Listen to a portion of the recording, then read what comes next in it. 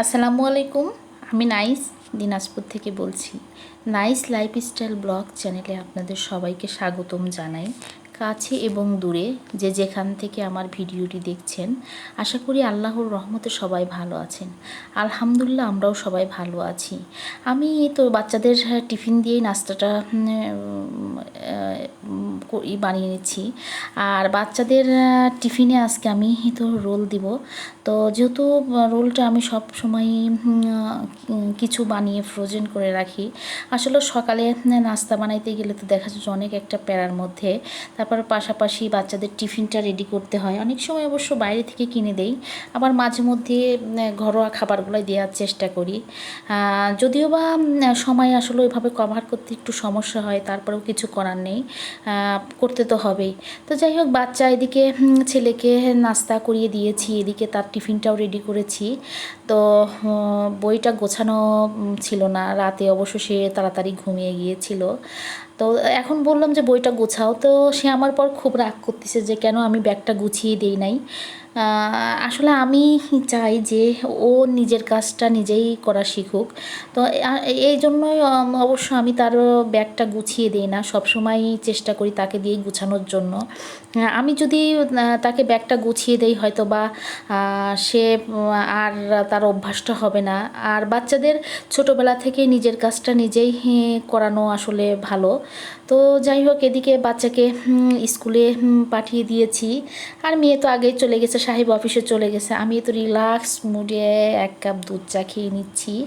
আসলে দুধ চাটা যে আমার এত পছন্দ, আমার মনে হয় সারা দিনের এনার্জি যোগায়। আর এদিকে অবশ্য চা খাওয়ার পর আমি বেশ কিছু কাজও করে নিয়েছি। আর এই তো মেয়েও পরীক্ষা দিয়ে স্কুল থেকে চলে এসেছে। তো সে বারবার ঘুরতেছে আর বলতেছে তার নাকি না পড়েই পরীক্ষাটা খুবই ভালো হয়েছে। দেখেন কি মজার ব্যাপার, আসলে এরকম যদি হতো তাহলে কতই না ভালো হতো। তো যাই হোক, তার সাথে মোটামুটি অনেকক্ষণ গল্প করেছি, গল্প করে আরও কিছু কাজও করে নিয়েছি সংসারের। করে নিয়ে আমি এই তো দুপুরে রান্নার জন্য অবশ্য চলেও এসেছি রান্নাঘরে, এসে রান্নাটাই তো বসিয়ে দিচ্ছি। তো আমি এখানে সজিনা রান্না করব। আমি কোনো একটা ভিডিওতে আপনাদের সাথে শেয়ার করেছিলাম সজিনা রান্না। তো আসলে ওই দিন সজিনাটা খেয়ে তারা এত পরিমাণ মজা পেয়েছে, আসলে হালকা একটু আলু দিয়েছিলাম বাচ্চাদের জন্য। তো বললো যে এভাবে সজিনাটা রান্না করে দাও, খাবো। তো আমি তাদের পছন্দ মতো রান্নাটা করে নিচ্ছি। আর এদিকে এই তো আমি মাছ ভুনা করে নিচ্ছি। আর আমার ফ্রিজে তো আমি আগেই বলেছিলাম অনেক কিছু ফ্রোজেন করে রাখি, যেহেতু সব সময় বাজার করা সম্ভব না। তো আসলে ফ্রোজেনটা করে রাখলে হয় কি, যখন যেটা প্রয়োজন সেটা আসলে রান্নায় ব্যবহার করা যায়। এই জন্য আমি যে মটরশুঁটিটা ফ্রোজেন করা ছিল সেটা দিয়েই আমি আর কি রুই মাছটা ভুনা করে নিচ্ছি। আর এদিকে অবশ্য টমেটোটা ফ্রোজেন আমার, এমনি টমেটো অবশ্য বাসায় নেই। আর যেহেতু আমার হাজব্যান্ড ওইভাবে সময় পায় না, দেখা যায় অফিস টাইমে তাদের অফিসে থাকতে হয়, ওইভাবে তো ইচ্ছা করলেই তারা বের হইতে পারে না। আর যারা আসলে একটু ব্যস্ততার মধ্যে সময় পার করেন, সেই সব গৃহিণী আপুদের তো আসলে অনেক সমস্যা হয়। তো আমি আর বিশেষ করে যেহেতু আমারও সবসময় বাজারে যাওয়া সম্ভব হয়ে ওঠে না, যেহেতু বাচ্চারা স্কুলে যায় বা বাসার অন্য অন্য কাজও থাকে, সব কিছু ম্যানেজ করে আসলে যাওয়াটাও খুব কষ্ট। এই জন্য শর্টকাট উপায়ে আর কি যেটা সুবিধা হয় সেটাই করে ফেলি। আর এখানে আমি ঢ্যাঁড়সটাও ভেজে নিচ্ছি। অনেকেই অনেক নামে জানেন, কেউ ভেন্ডি বলেন, কেউ ঢ্যাঁড়স বলেন, আমি অবশ্য দুইটাই বলি। আর এই ঢ্যাঁড়স ভাজিটা অবশ্য আমি শুটকি চিংড়ি দিয়ে করতেছি। আসলে আমাদের শুটকিটা এত পরিমাণ পছন্দ, আমি বিশেষ করে ঢ্যাঁড়স ভাজিতে শুটকি চিংড়ি দেই। তারপরে কিছু কিছু খাবারগুলো নিরামিষ বা সব কিছুই। আর আমি চেষ্টা করি সব সময় চিংড়ি শুটকিটা ঘরে রাখার জন্য, এবং অন্য অন্য শুটকি মাছও কিছু থাকে আইটেম।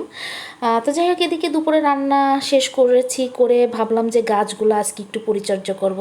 আর এই গাছগুলো অবশ্য নতুন না, এই গাছটা তো দেখেছেন সবসময় আমি আমার রান্নাঘরেই রেখে দিই।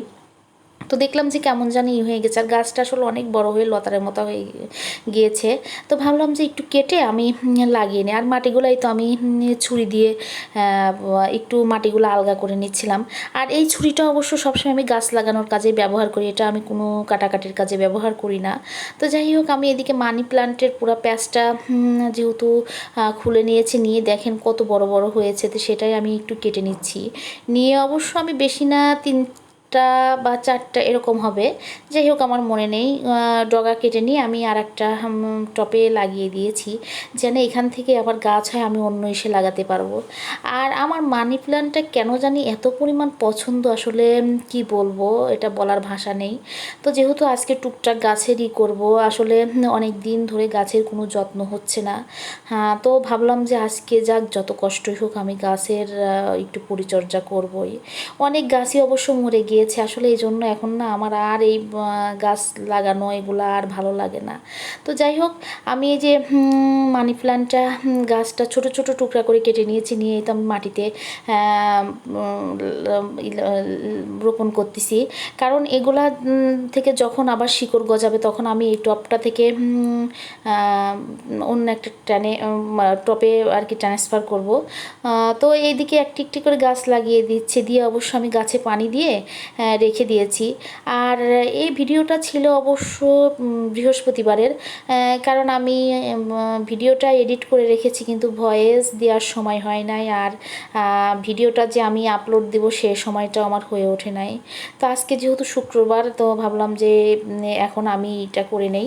আর এদিকেই তো আমি এই টবটাতে কিছু পরিমাণ সবজির খোসা জমিয়ে রেখেছি, যেমন ধরেন পেঁয়াজের খোসা, তারপরে মানে যে সবজিগুলো আসলে কমন সবজিগুলো, আলুর খোসা, পেঁয়াজ রসুনের খোসা, ডিমের খোসা, চা পাতার লিকার। তো যেহেতু আমার বাসায় প্রত্যেক দিনই আসলে চা পাতার লিকারটা হয়, তো আমি আলাদা বাসনে এখন আর জমাই না, সব এক বাসনে জমিয়ে রেখেছিলাম। রেখে তো এই টবটাতে অবশ্যই এর আগে টমেটো গাছ দেখেছিলেন হয়েছিল, তো সেটা অবশ্য টমেটো গাছ ফেলে দিয়েছি, ফেলে দিয়ে এই তো আমি মাটিগুলো ঢেলে নিয়ে এই টবটা রেডি করে এর মধ্যে আমি এই তো ইটা লাগিয়ে দেব। আর গাছ আসলে যত যত্ন সহকারে লাগাবে ততই গাছের ইটা বৃদ্ধি পাবে। তো বেশ কিছুদিন যেহেতু মানে যত্ন করা হয় না, আসলে গাছগুলা কেমন হয়ে গিয়েছে। তো আমার তো অবশ্য খুবই খারাপ লাগে, দেখেন আমার গাছটার কি অবস্থা। তো আমি এদিকে অবশ্য গাছটা ওই টব থেকে ট্রান্সফার করে এটাতে লাগিয়ে দিয়ে অবশ্য গাছে পানি দিলাম। আর এই গাছটা এত সুন্দর, আসলে কি বলবো, এই গাছের ফুল তো আপনারা দেখেছেন, আমার তো খুবই পছন্দের একটা ফুল।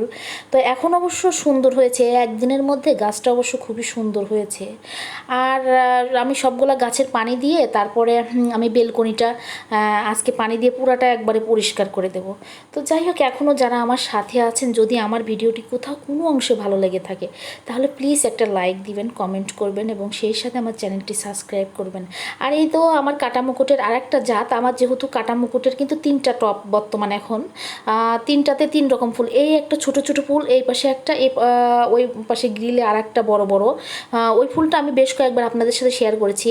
এই টপটা যেটা এই কালারের টপটা অবশ্য ওইখানে দেওয়া ছিল, সরি গাছটা লাগানো ছিল, তো সেটা আমি করে অন্য একটা টপে আজকে লাগিয়ে নিলাম। আর এদিকে মোটামুটি বিকেলে অনেকটা সময় পার করেছি, করার পরে সন্ধ্যা, এখন আমার মেয়ে বলতেছে জাম্মু আমি কোল্ড কফি খাবো। তো আমি বললাম যে বাবা আমি পারবো না, আমার এনার্জি নাই, তুমি বানিয়ে খাও। তো সেই অবশ্য বানাচ্ছিল। আর কি বলবো, তার হাতের কোল্ড কফিটাতে এত পরিমাণ মজা হয়েছিল, আপনারা না খেলে বুঝতে পারবেন না। যদিও ছোট মানুষ, খুবই সুন্দর হয়েছে। আমার মেয়ের জন্য সবাই দোয়া করবেন, সে যেন ভালো রাঁধুনি হতে পারে। আর আসলে আমরা চোখে যেটা দেখি সেটা হয়তো বা ভালো নাও লাগতে পারে, কিন্তু আসলে খুবই সুন্দর হয়েছে। যদি আমার বাসায় কেউ আসেন অবশ্যই আমার মেয়ে কফিটা বানিয়ে খাওয়াবে। যদিও বা কফিটা একটু হয়ে গিয়েছে, পাতলা বেশি হয়ে গিয়েছে, তো ব্যাপার না, ছোট মানুষ একবার করেছে, নেক্সটে যাতে ভালোভাবে বানাতে পারে। আর এই তো আমার ছেলে খাওয়া শুরু করেছে, তা আমি অবশ্য ভিডিও করে নিলাম। সে খুব রাগ করতেছিল কেন আমি তাকে ভিডিও করতেছি, আমিও ছাড়ার পাত্রী না, আমি ভিডিও করেই ছাড়বো। তো যাই হোক, আজকের মতো আমি আমার ভিডিওটি এখানেই শেষ করছি। সবাই আমার পরিবারের জন্য দোয়া করবেন, আমার বাচ্চাদের জন্য দোয়া করবেন, তারা যেন ভালো থাকে, ভালো মানুষ হিসেবে গড়ে উঠতে পারে। তারা তাদের সুস্বাস্থ্য কামনা করবেন। তো আজকের মতো এখানেই রাখছি। আল্লাহ হাফেজ, আসসালামু আলাইকুম।